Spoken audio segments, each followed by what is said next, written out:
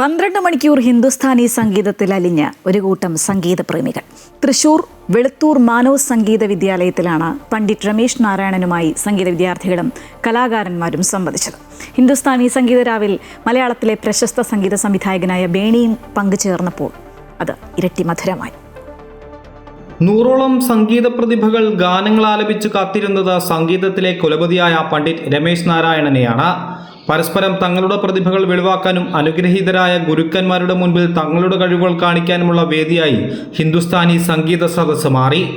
മാനവ് സംഗീത അക്കാദമിയിൽ ഹിന്ദുസ്ഥാനി സംഗീതം പഠിക്കുന്നവരും അന്യജില്ലകളിൽ നിന്നുള്ള കലാകാരന്മാരും സംഗീത സദസ്സിൽ പങ്കാളികളായി.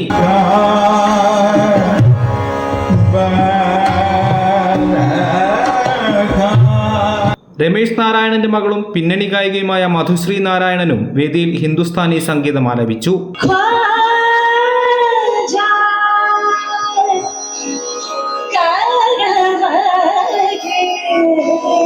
പ്രശസ്ത സിനിമാ സംഗീത സംവിധായകരായ ബേണി ഇഗ്നീഷ്യസിലെ ബേണിയുടെ ഗാനാലാപനവും സദസ്സിന് മാറ്റുകൂട്ടി. KCBയിൽ നിന്ന് റിട്ടയർ ചെയ്ത ശേഷം ജീവിതം സംഗീതത്തിനായി മാറ്റിവെച്ച സതീഷ് മാനവാണ് തന്റെ വിദ്യാലയത്തിലെ അംഗങ്ങൾക്ക് വേണ്ടി വ്യത്യസ്തമായ സംഗീത സദസ്സ് സംഘടിപ്പിച്ചത്.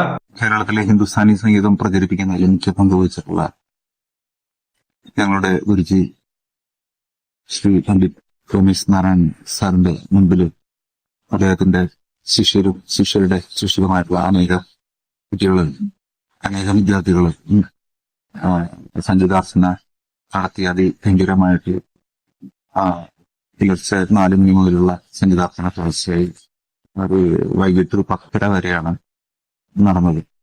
ഗായകൻ പണ്ഡിറ്റ് വിജയ് സുർസെന്നിന്റെ നേതൃത്വത്തിലായിരുന്നു പരിപാടികൾ ഏകോപിപ്പിച്ചത്. വരും വർഷങ്ങളിലും ഹിന്ദുസ്ഥാനി സംഗീതത്തിനു വേണ്ടി സംഗീത സദസ്സുകൾ നടത്താനാണ് അംഗങ്ങളുടെ തീരുമാനം. അമൃത ന്യൂസ്, തൃശൂർ.